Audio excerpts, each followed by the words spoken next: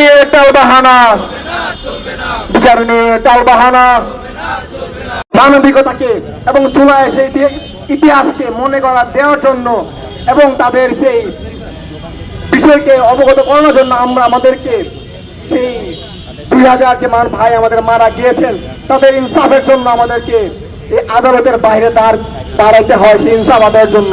এটা খুবই লজ্জা লজ্জা লজ্জা। আমরা চাই না সেই জুলাইয়ের খুনি যারা জুলাই মাসে হাতে বন্দুক নিয়ে সেই শিশু থেকে শুরু করে বৃদ্ধকে গুলি করেছিল তাদের মধ্যে একজন জামিন না হয়, তাদেরকে যেন বাংলাদেশের সাংবিধানিক ভাবে সর্বোচ্চ শাস্তি তাদেরকে দেওয়া হয়, যাতে পরবর্তীতে বাংলাদেশের ইতিহাসে আর একজনও ফ্যাসিস্ট খুনি না। সব মশার বিরুদ্ধে সুরক্ষা দিতে এলো বসুন্ধরা এক্সট্রিম অ্যারোসল। মশার বিরুদ্ধে এক্সট্রিম সুরক্ষা আবির্ভূত না হতে পারে।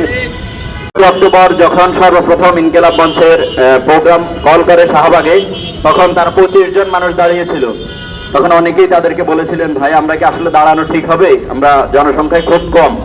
তখন শরীফ ওসমান হাদি একটা কথা বলেছিলেন যে আমরা কতজন দাঁড়িয়েছি এটার থেকে মুখ্য বিষয় হচ্ছে আমরা কি বিষয় নিয়ে দাঁড়িয়েছি।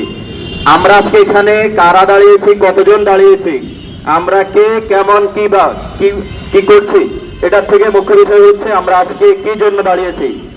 আপনারা ইতিমধ্যে জানেন আমাদের জুলাই গণঅভ্যুত্থানে সারা বাংলাদেশে প্রায় 1400-এর অধিক শহীদ।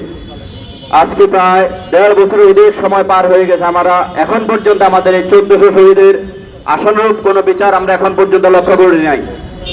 সারা বাংলাদেশ ব্যাপী যে খুনিদেরকে বিপ্লবী ছাত্র জনতা কিংবা প্রশাসন ধরে দিচ্ছে তারা কিছুদিনের মধ্যে জামিনে বের হচ্ছে। বাংলাদেশের বিচার ব্যবস্থায় এত ভঙ্গুর কিংবা এত বাজে অবস্থা হয়েছে যা বলার অপেক্ষা রাখে না। আমরা যদি বাংলাদেশের বিচার ব্যবস্থার একটু ইতিহাস দেখতে চাই, বাংলাদেশের প্রতি বছর উইকিপিডিয়ার তথ্য মতে প্রতি বছর গড়ে 4টি ফাঁসি কার্যকর হয়, কিন্তু আমরা যদি প্রতি বছর লক্ষ্য করি প্রায় 1000-এরও অধিক হত্যাকাণ্ড বাংলাদেশের নামে বেনামে সংগঠিত হয়। একটা দেশে যদি প্রতি বছর 1000-এর মতো হত্যাকাণ্ড সংগঠিত হয় এবং সেখানে যদি মাত্র 4টি ফাঁসি প্রতি বছর গড়ে কার্যকর হয়, সেই দেশে কখনোই অপরাধের লাগাম টানা সম্ভব নয় বলে আমরা মনে করি। আজকে জানেন আমরা গতকালকে রাতেই কর্মসূচি দিয়েছিল যে আন্তর্জাতিক অপরাধ ট্রাইব্যুনাল ঘেরাও কর্মসূচি দিয়েছিল। এই কর্মসূচি আজকে আমরা